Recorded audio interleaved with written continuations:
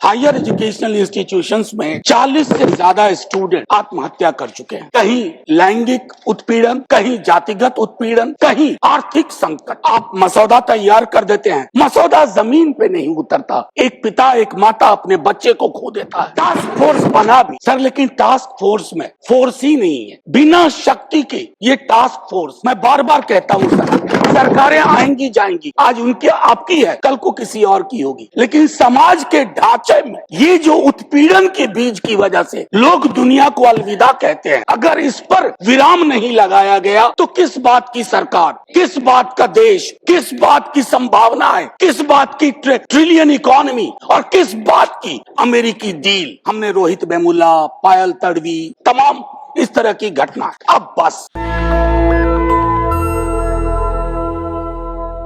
शुक्रिया माननीय सभापति महोदय। इन दिनों जीरो ऑफ में नाम आना लॉटरी लगने जैसा हो गया है। थैंक यू वेरी मच, आपका बहुत बहुत शुक्रिया। माननीय सभापति महोदय, एक विषय उठा रहा हूं तात्कालिक प्रभाव से। पिछले महीने जनवरी में आईआईटी कानपुर के एक छात्र ने आत्महत्या की। एक लंबी श्रृंखला है आईआईटीज, आईआईएम्स और हायर एजुकेशन इंस्टीट्यूशंस में आत्महत्याओं की। हर आत्महत्या एक स्तर पर हत्या साबित होती है, क्योंकि उसके जो कारक हैं, जिसको माननीय सर्वोच्च न्यायालय ने भी इंगित किया। माननीय सभापति महोदय, 2.5 वर्षों में एक आरटीआई के माध्यम से जानकारी मिली कि इन संस्थानों में, हायर एजुकेशनल इंस्टीट्यूशंस में 40 से ज्यादा स्टूडेंट्स आत्महत्या कर चुके हैं। कारण माननीय सभापति महोदय वैरी करता है, कहीं लैंगिक उत्पीड़न, कहीं जातिगत उत्पीड़न, कहीं आर्थिक संकट, लेकिन तीनों का के समावेश से जो परिस्थितियां पैदा होती हैं, उसमें कोई छात्र यह तय करता है अब बस। हमने रोहित वेमुला, पायल तड़वी, तमाम इस तरह की घटना। मुझे खुशी है कि हमारी सरकार, खास करके एजुकेशनल मिनिस्ट्री ऑफ एजुकेशन ने 23 में एक framework, guidelines for emotional and mental health wellbeing of students in higher education, इस पर काम किया। लेकिन यह गाइडलाइन और फ्रेमवर्क